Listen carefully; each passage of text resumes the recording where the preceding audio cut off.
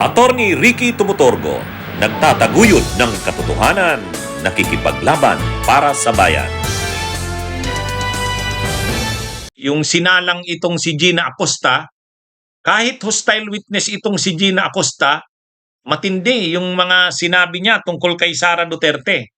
Kinumpirma niya nito ni Gina Acosta na yung na-ingkas niyang cheque na 125 million, pagka-ingkas niya, binigay niya kay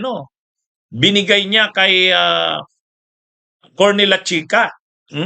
So ang tanong sa kanya, bakit mo binigay kay La Chica yon? Hindi naman si La Chica ang dapat mag-disburse noon, dapat siya. Ang sagot ni Gina Acosta, Ang nag-utos po sa akin na i-release ang pera na 125M sa security officer na si Colonel Lachica ay si Ma'am Sara Duterte. yun. Matindi yun. Mga kabunyog, mga kabayan. Sa ibinunyag na yon ni Gina Acosta, ang napahiya doon sobra si Amy Marcos. Hindi niya man yan aminin, syempre hindi niya aaminin yan. Hindi niya aaminin yan. Pero siya yung doon, siya yung parang sinampal ng kaliwat kanang sampal sa mukha, mga kabunyog, mga kabayan. Bakit? Di ba kasi yung sinalang yan na si attorney Wamil, CPA lawyer yan ng COA, auditor yan ng mga confidential at intelligence funds. Tinanong yan ni Amy Marcos. Gusto pa ngang ipahiya yan ni Amy Marcos eh. Sabi ni Amy Marcos, ay di ba dapat ang mananagot sa confidential funds ay ang Special Disbursing Officer, yung SDO? Sabi ni Amy Marcos, yung OBP mayroong Special Disbursing Officer, si Gina Acosta. Yung DepEd mayroon, si Paharda. Sila dapat ang managot kasi sila yung Special Disbursing Officer. Sa kanila nakapangalan yung cheque. Sila yung nag-ingkas ng mga cheque. O bakit ngayon si VP Sara Duterte ang pinapanagot? Ang tanong dito, sino ang accountable officer dito sa sitwasyon na to? Kasi ang liwaliwanag na hindi naman si Vice President ang payee. Hindi naman sinasabi na nasa kanya yung pera. Ang liwanag sa inyong joint circular that the Special Disbursing Officer is the one who was designated by the head of agency to have custody, di ba? And in the case of the OVP, si Acosta yon. In the case of DepEd, hindi ba si Fajarda yon? That is not entirely correct po, Your Honor. Because under the joint circular, it shall be the responsibility of the head of the agency first to approve yung cash advance.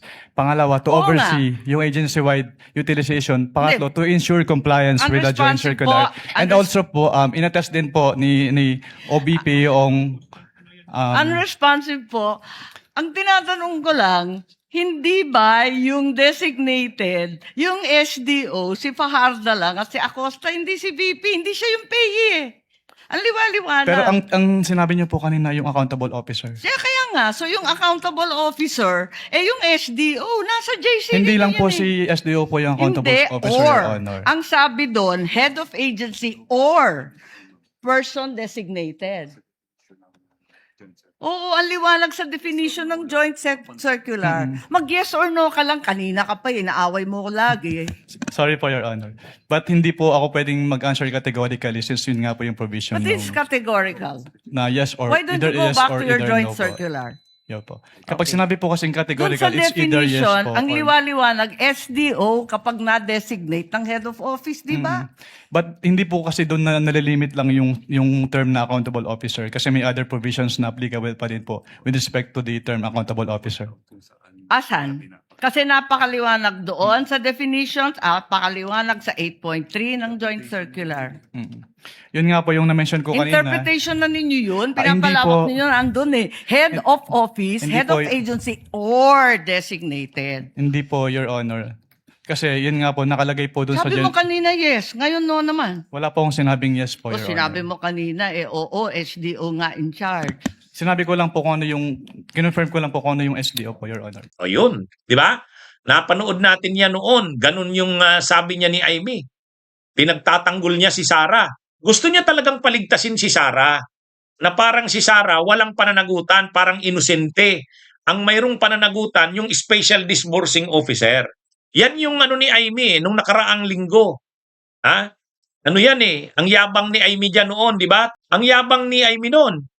Kasi ang sabi ni Amy, dapat hindi naman si VP Sara ang managot dyan. Hindi naman siya accountable dyan. Ang accountable dyan, yung special disbursing officer. Ang problema, anong sabi ni Gina Acosta? Anong sabi ni Gina Acosta? Tinanong siya ni Attorney Ligutan. Bakit po kasi pagka-ingkas nyo ng cheque, tumawag pa kayo kay La Chica? Bakit nyo siya tinawagan? Samantalang na-ingkas nyo na yung cheque. Sabi ni Gina Acosta, ang instruction po kasi sa akin, ibigay kay La Chica yung na-ingkas na pera. Sino ang nagsabi sa'yo? Si VP Sara Duterte po. Yun, ang linaw-linaw. Ang linaw-linaw. Kaya napahiya yan sigurado si Amy Marcos. Yung pinagtatanggol niya na walang pananagutan, siya ang utak.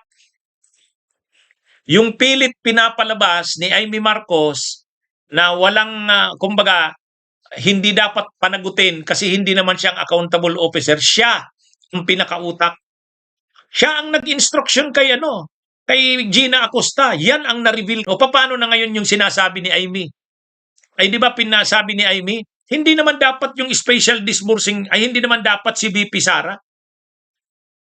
Ang dapat diyan na managot yung special disbursing officer. Lumalabas nga kawawa yung special disbursing officer Kasi ang sinasabi niya parang ganito Sumunod lang po naman ako, sir, your honor. Sumunod lang naman po ako, di ba? Parang ganun ang sinasabi ni Gina Acosta. Kumbaga, masunurin siya sa head of office, sa head of agency. Kung ano ang sinabi, gagawin niya. Ang problema kasi, yung kanyang head of agency, corrupt. Pagtiwali kasi, yung head of agency, nadadama yung matitino. Ganyan ang nangyari dyan. And yet, itong si Amy Marcos, ang gusto niyang panagutin, yung special disbursing officer. Si Sara, libre. Wow! Papalibrehin mo si Sara, siya nga yung utak di ba? Kaya, sa totoo lang, ewan ko kung nasaan si Amy. Kung nandun si Amy, dapat kinuna ng camera ng pinakita, pagbanggit nung pangalan ni Sara, dapat pinuko sa kanya yung camera. Ang ganda sanang tingnan nun, Anong reaksyon ni Amy? Di ba? Anong reaksyon ni Amy? Kasi siya talagang gusto niya palibrihin si Sara, walang accountability. Di ba? Dapat sana kinuna ng sa camera, kinunan yung reaksyon ni Amy Marcos. Pagbanggit ni Gina Acosta, si VP Sara Duterte po. Ang ganda sanang tingnan Ano yan? Ano yan mga kabunyog, mga kabayan? Maganda yan, maganda. Kaya lang walang kumuha ng ngayon, tahimik si Amy Marcos. Anong masasabi niya ngayon? Huwag niyang sabihin na libre pa rin si Sara dyan.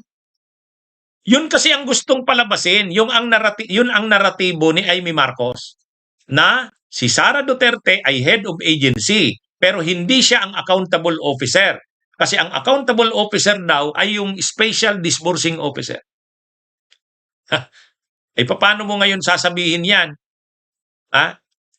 Si Sara Duterte bilang head of agency, siya ang pasimuno. Siya ang nag-instruksyon kay Acosta, pagka-ingkas mo, ibigay mo kay La Chica. Siya rin ang nag-instruksyon kay La Chica, kunin mo yung pera. Di ba? Ang tanong, saan na napunta pagkatapos na matanggap ni La Chica? Nang tinanong si Acosta, hindi ko na po alam. Si Sir La Chica na po ang nakakaalam. Yan yung mga nangyari dyan, mga kabunyog. Kaya, matindi yan. Ang talagang may pananagutan dyan, si Sara. Pilit sana yan na pinapaligtas ni Amy. Pero siya ang napahiya. Kasi ang linaw-linaw. Tinuro ni binunyag ni binunyag ni Gina Acosta. Bunyog, bunyog, halikan na kasama ka. Bunyog, kapag buklod ay may pag-asa. Luzon, Visayas, Mindanao, isa ang pananaw. Sa bagong Pilipinas ang bunyog isisigaw. Bunyog, bunyog.